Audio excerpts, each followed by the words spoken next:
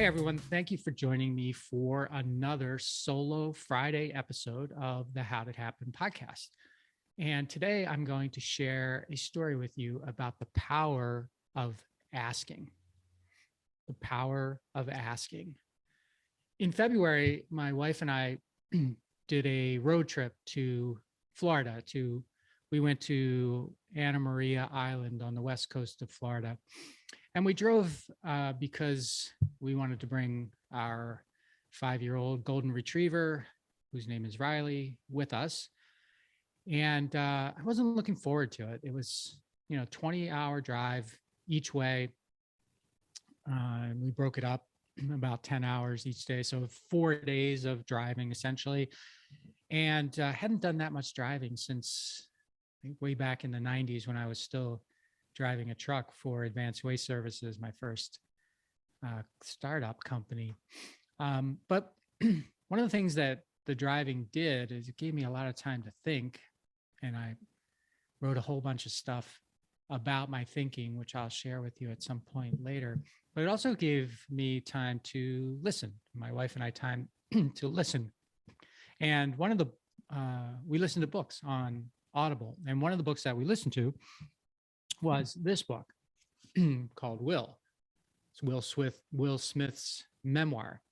And it's a very thick book. It's a very long book, 16 hours, I think, plus worth of listening. But I had received the book for Christmas and I was looking forward to reading it. But then this trip gave me an opportunity to listen to it instead, which I think in retrospect turned out to be a better experience because having Will actually narrate his own book was it was cool because he used different voices and he did some singing and he did some other things that you just wouldn't have gotten the same experience, or I wouldn't have gotten the same experience from reading the book. So I do recommend the book.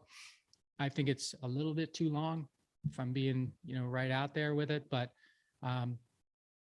why do I bring up Will Smith's book? Well, in chapter 18 of Will's book, the chapter is called Mutiny.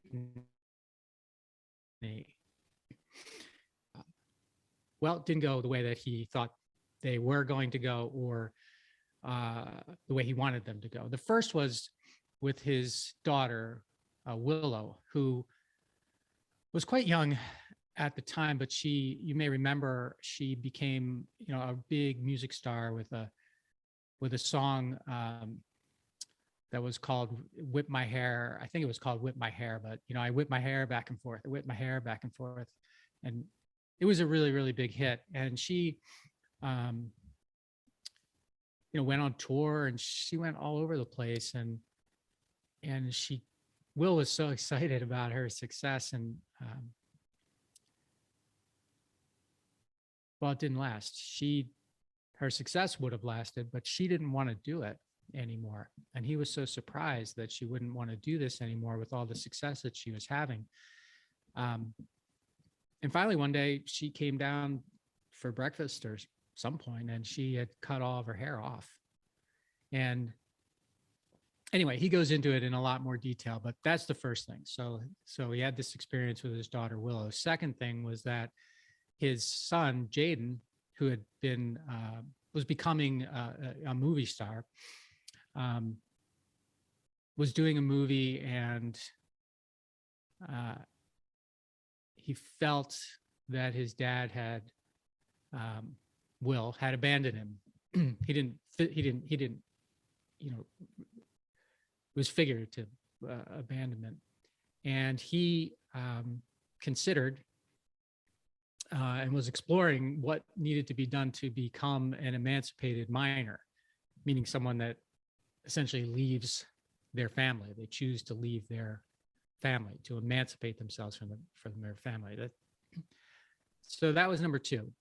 And the third thing was, while this was happening, the same year, I guess it was, his wife, Jada Pinkett Smith, had just turned 37, and he started planning her 40th birthday party at that time. So he put 3 years of planning into Jada's 40th birthday party. Surprise. Some of it, most of it, surprise. So she didn't know what was going to come, what was going to happen, who was going to be there. 3 years he traveled all over the world, to make this the most incredible experience that he could. And when he unveiled the 40th birthday celebration, I think it was a 3-day or 4-day event with a smallish group of people, and then all these amazing stars that came to the party to entertain.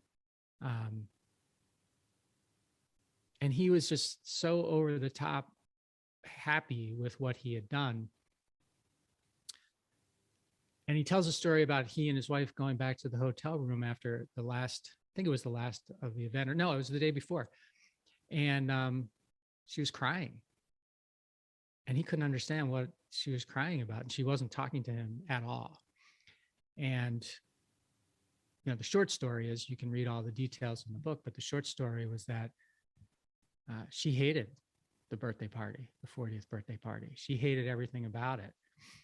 And it almost led to them, well, they separated. It almost led to a divorce.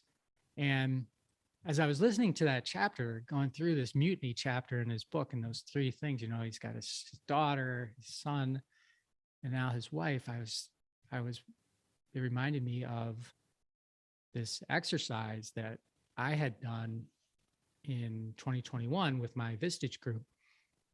And it was during a presentation that Cujo Teschner, who's been on the podcast, did with us. And it was called Jimmy's 94th birthday party. And the instructions that we were given was to deliver Jimmy a 94th birthday experience that he will see as a highlight of his life, And the group broke up into two partners, groups of 2.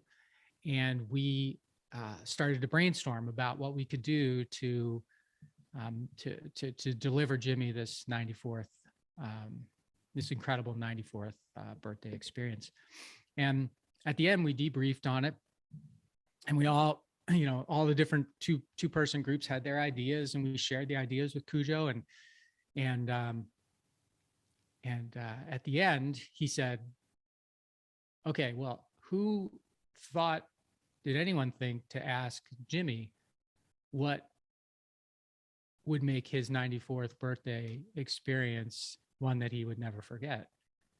And we were kind of all looking at each other like, no, none of us thought to do that. And I know he set it up that way. He probably does that with everybody, but it really made me think after listening to Will go through his things in his book, and then me, going back to this Jimmy thing with my Vistage group, that, there's a real lesson here. There's a lesson for all of us from, what Will described and what we went through with Jimmy. And the lesson is 3 letters: ask, A.S.K, ask. It's like, too often we assume that what we think is going to be what other people think, that we just move ahead with what we think, because if it's going to work for, if it's going to work for us, why wouldn't it work, for everyone else? And so we move ahead and we forget, or maybe we just discount that not everyone is us. Not everyone thinks, no matter how close we are to them, not everyone is us. Not everyone thinks like us, and not everyone wants what we want. But there's an easy way to get around that, and that obviously is to ask people what they want. And when you ask someone what they want, you're actually giving them a really big gift, because if you ask them what they want and they tell you what they want, then you are, if you're like way far ahead of the game when it comes to actually delivering what they want. And that's not just in business, that's in your personal life as well, your family life. I get that there are, sometimes you want to surprise people. And maybe it's a little tricky when you want to surprise someone, but I would say that, if you're going to do a surprise for someone, do the work around the edges, craft, carefully to try to, get out of the person what they would want by asking, maybe on the margins or on the edges, as opposed to just, diving in with your own thoughts and then not asking and it having having something either blow up in your face or not be as impactful as the time, the energy, and the effort that you've put into it to make it, to make it the impactful thing. So find out what people want, ask them what they want, and then deliver them what they want.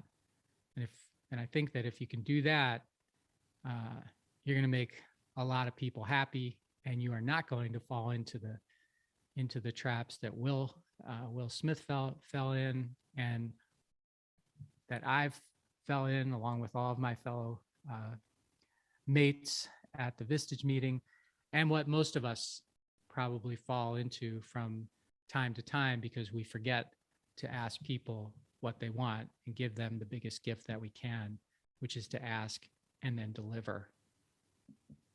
So thank you for investing your time and energy in me and the podcast today.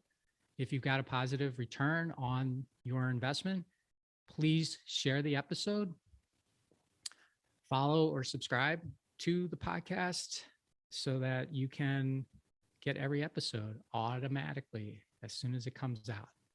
Until next time, maximize your greatness.